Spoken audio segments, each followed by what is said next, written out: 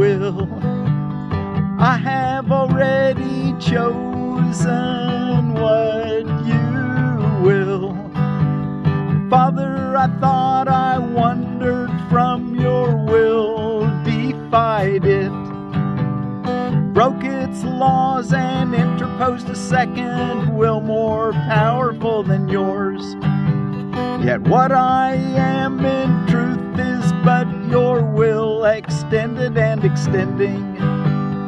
This am I and this will never change. As you are one, so am I one with you. And this I chose in my creation, this I chose in my creation, where my will became forever one with yours. That choice was made for all eternity. That choice was made for all eternity. It cannot change and be in opposition to itself. Father, my will is yours. Oh, Father, my will is yours. And I am safe, untroubled, and serene, in endless joy, because it is your will, it be so. I have already chosen what you will. I have already chosen what you will. Today we will accept our union with each other and our source. Today we will accept our union with each other and our source. We have no will apart from His. We have no will apart from His. And all of us are one because His will is shared by all of us. And all of us are one because His will is shared by all of us. Through it we recognize that we are one. Through it we find our way at last to God. I have already chosen what you will. I have already chosen what you will. I have already chosen what you will. We're all one with the one will of God. Everything else is a dream. You'll wake up from it. You have to. It's just a matter of time. You can speed that time on by your choices, though. Your willingness to step back and let God lead the way. Well, thank you all so much for joining me today in studying I Have Already Chosen What You Will. Or you might think of it as there is one will in the universe, and it's God's. Everything else is an imagination. It's a dream. Oh, yes, it can seem real. It seems as real as our breathing. And in some ways, it is real. But what we want to recognize is that the only part of it that's real is the love, the peace, the joy, the one will with God. Okay, I have already chosen what you will. And I'm Miracle Willie, or Forgiveness Willie, forgiveness teacher from the Ozarks, here on Sunday, November the 24th of 2024, Lesson 329. We're reading from the Foundation for Inner Peace version of A Course in Miracles this year, and we'll be reading from it again next year, starting January 1. Invite your friends, come join us. Let's really make some effort to understand this book, not just read through it. I had a friend of mine that read through it when he was in jail one time, and he got all the way through it, and he said, I understood it, and I never saw any change, though. It's like when I talked to him about it, it was just words that had come into his mind. So I wasn't really sure that he really got it, because he hadn't done the work. Because you can't read it in just a few days. You know, I gave him the book. Got in some kind of little trouble in jail, I think. I gave him the book, and he read through it in a weekend or however long he was there. But it didn't really have the substance, because he didn't do through the year the workbook. So let me encourage you to go through the workbook along with the text and the manual for teachers and the rest of it in a 1 year period. Next year, starting January 1, give all your attention. Do it the best you can. If you do it the way he says it, you can't help but succeed. Awakening from our dream of sin and guilt and death and sin and sickness. So join me at January 1 and bring your friends. What else can I say about that? I want to encourage you to, what we'll be doing is just do whatever the lesson calls for. It starts off real easy, just like a few seconds meditation, I think twice a day, maybe 3 times. And then it just slowly builds up. And so that by the time you're done, you'll be done. You'll be meditating 15 minutes twice a day without any trouble. And then you'll have those hourly remembrances where you check in, make sure you're at peace, and ask God for some direction. Find something to give thanks for, and say your lesson for the day. Today being, I've already chosen what you will. Father, I thought I wandered from your will, defied it, broke its laws, and interposed a second will, more powerful than yours. Yet what I am in truth is but your will, extended and extending. This am I, and this will never change. As you are one, so am I one with you. And this I chose in my creation, where my will became forever one with yours. That choice was made for all eternity. It cannot change and be in opposition to itself. Father, my will is yours, and I am safe, untroubled, and serene, in endless joy, because it is your will that it be so. Today we will accept our union with each other and our source. We have no will apart from His, and all of us are one because His will is shared by all of us. Through it we recognize that we are one. Through it we find our way at last to God. In our associated reading, back a couple pages, number 11, what is creation? Creation is the sum of all God's thoughts, in number infinite and everywhere without all limit. Only love creates, and only like itself. There was no time when all that it created was not there, nor will there be a time when anything that it created suffers any loss. Forever and forever are God's thoughts exactly as they were and as they are, unchanged through time and after time is done. God's thoughts are given all the power that their own Creator has, for He would add to love by its extension. Thus His Son shares in creation and must therefore share in power to create, being an extension of God you are.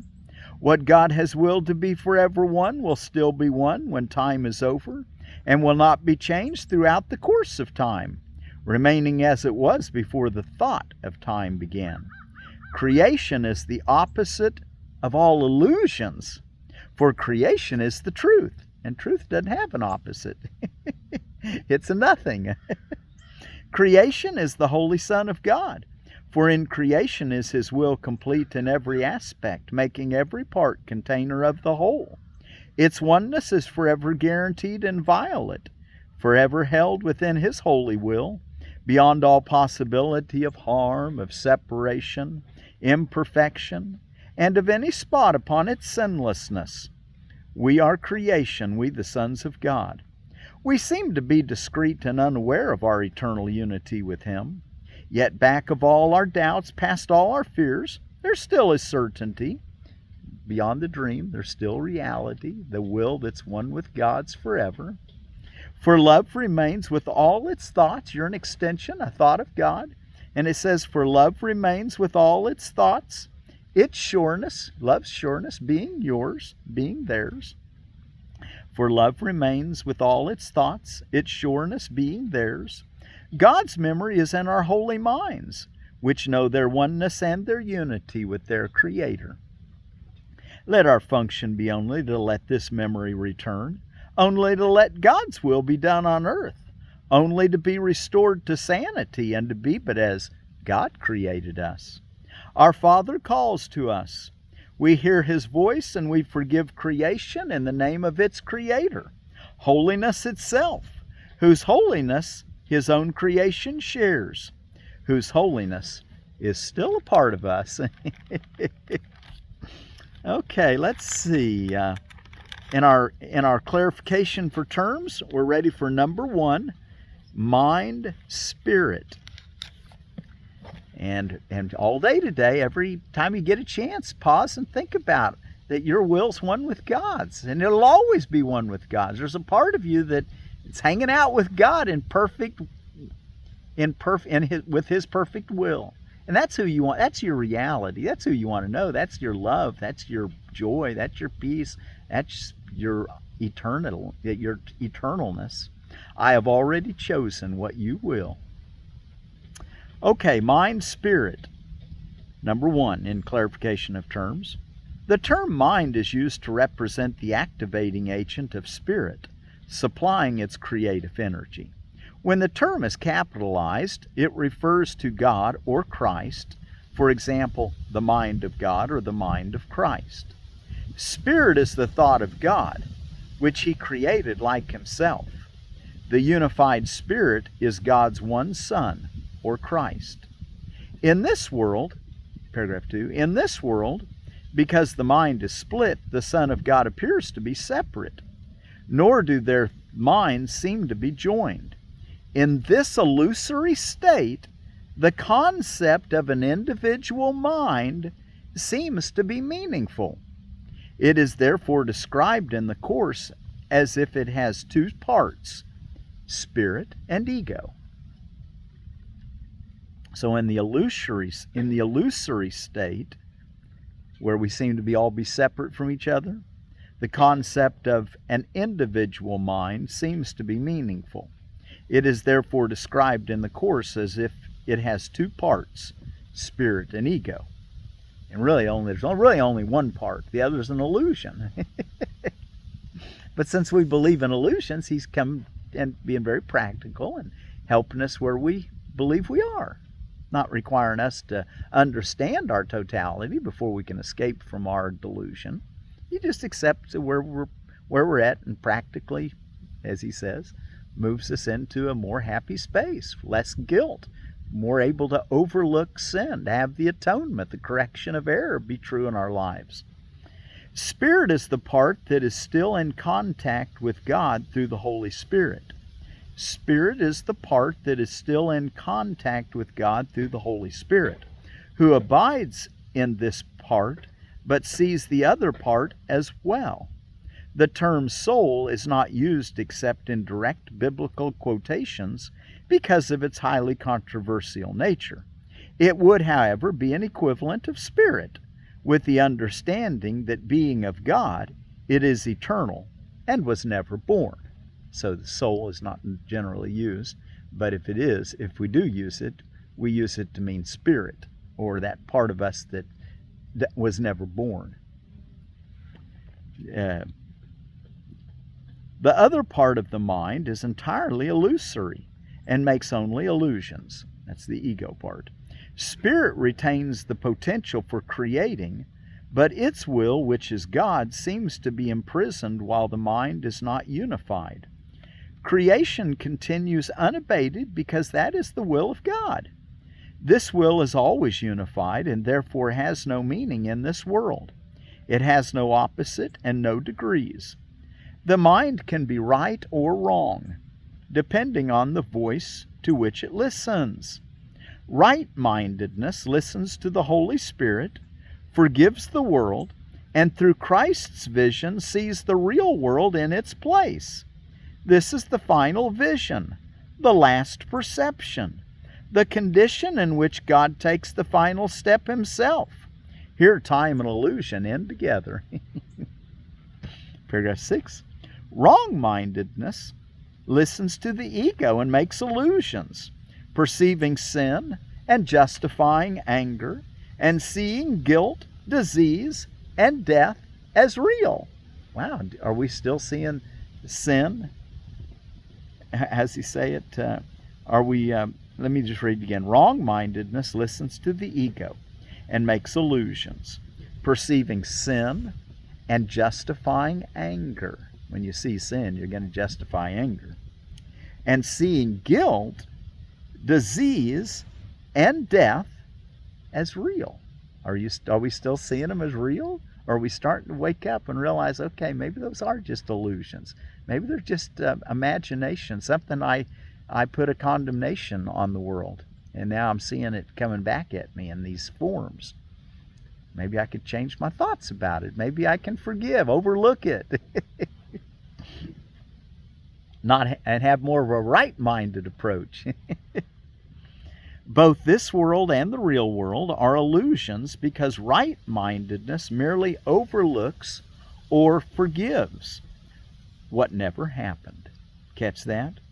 Both this world and the real world are illusions because right-mindedness merely overlooks or forgives. That's another word for forgives, is overlooks. Give up what comes before you. So it overlooks or forgives what never happened. Therefore, it is not the one-mindedness of the Christ mind, whose will is one with God's. And today we're really, staying in our mindset of we're in this one mind with God's. I have already chosen what you will. It's going on all the time. Okay, in paragraph 7, I think this is the last paragraph. Let me turn my page. Yeah, last paragraph, 7. In this world, the only remaining freedom is the freedom of choice.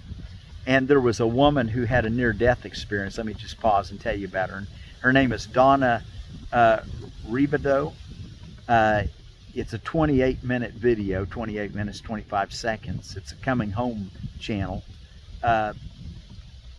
The title is Teacher Drowns and Meets the Creator of the Universe, Near-Death Experience. And what she was drowned, pulled by a boat underwater, by rope caught around the leg.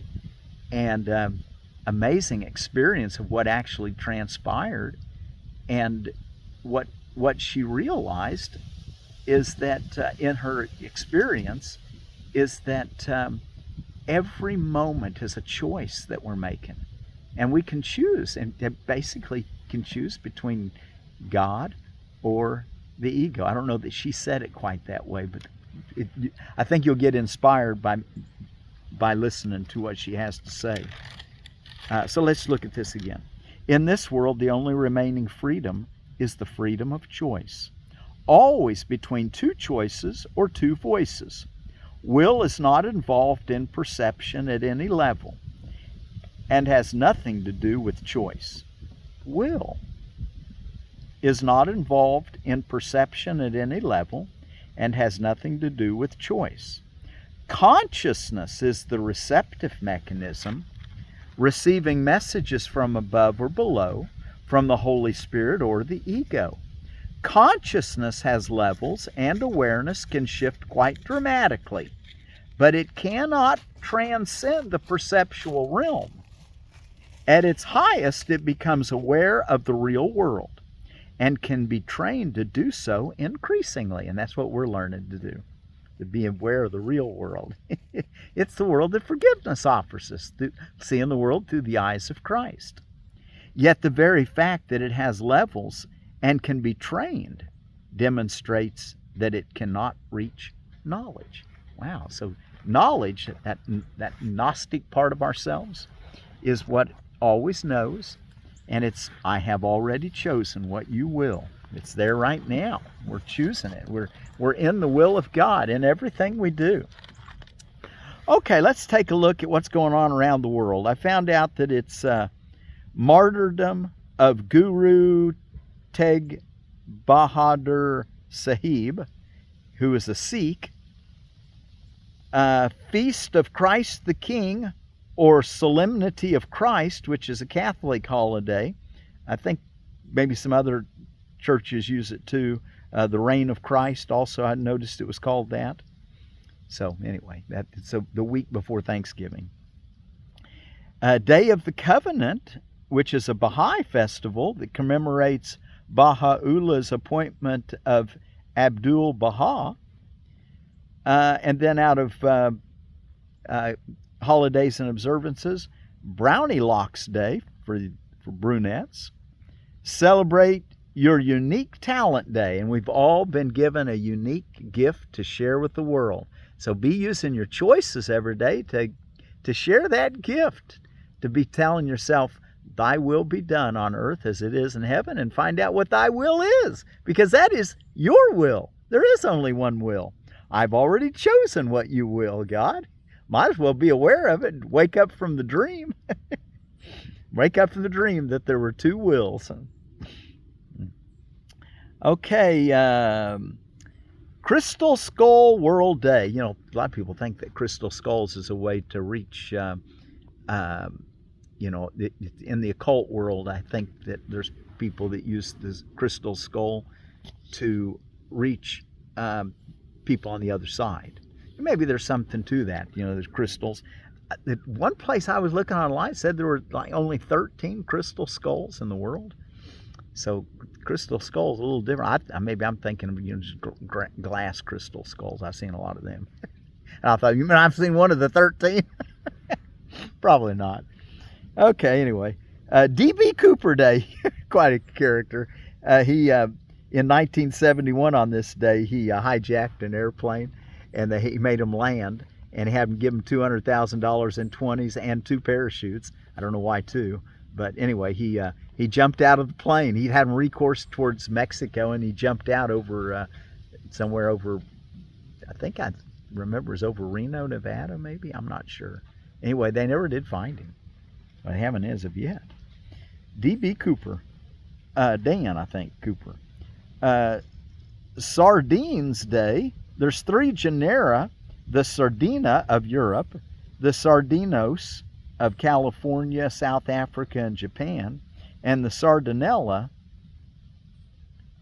Sardinellus, which is in West Africa. Anyway, I thought that was kind of interesting. Those are different generas. There's several different species too, but I'm not getting into that today. Use even if seal is broken day. Not always a good idea. Okay, Arugula. Yesterday I was telling you about all the brassicas, and I wasn't sure if Arugula, which we looked at Apollo Arugula yesterday. Today we're just looking at regular, just called Arugula. And it's also an Aruca sativa. And it is a Brassicaceae family, which there's a lot of different diversity. Most of them are brassic, or many of them are brassicas, is their genera. But there's also some that are different genera, like this Arugula is the Aruca sativa. Aruca. So the fast-growing, cool-season green of Mediterranean origin is ideal for salads, sandwiches, frittatas, and pizzas. Also known as rocket, Arugula can be grown in partial shade. Its sharp, distinctive, nutty flavor is best when picked young, self-sowing, and relatively cold tolerant, 40 to 45 days. Okay, and that's your Arugula. I always think of my friend Jerry, old man that helped me teach my kids and came along after my first wife crossed over and helped me homeschool my kids. Anyway, he was the first one that told me about Arugula. I ate it because it was so valuable health-wise. Okay, and our word for peace is out of the Muskogee Creek people. They were originally from the Alabama, Georgia, and Florida area, and the word for peace is Ittimokla. So Ittimokla be with you.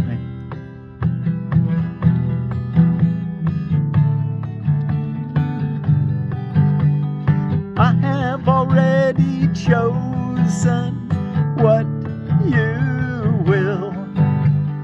I have already chosen what you will. Father, I thought I wandered from your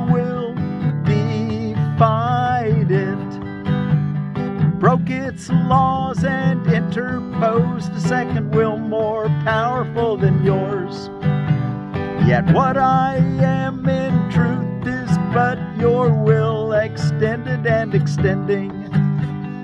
This I am I, and this will never change.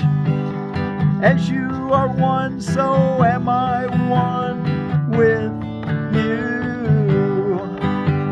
And this I chose in my creation, I chose in my creation, where my will became forever one with yours.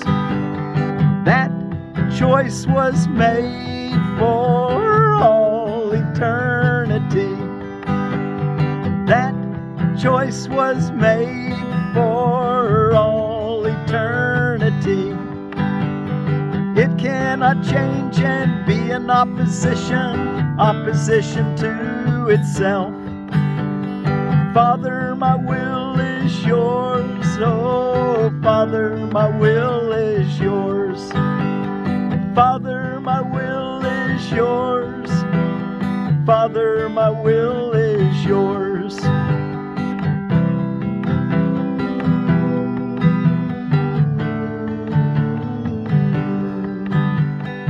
That choice was made for all eternity, all eternity. What choice?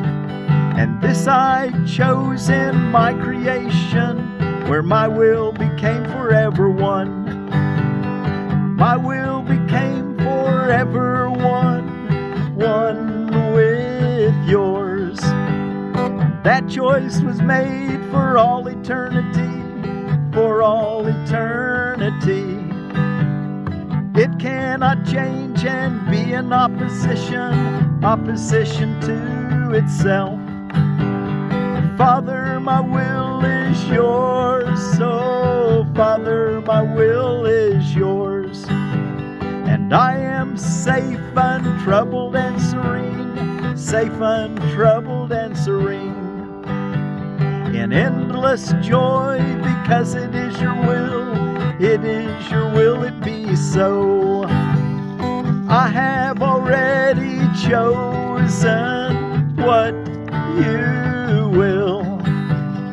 I have already chosen what you will. Today we will accept our union with each other and our source. Today we will accept our union with each other and our source. We have no will apart from His, no will apart from His. And all of us are one because His will is shared by all of us. And all of us are one because His will is shared by all of us. Through it we recognize that we are one.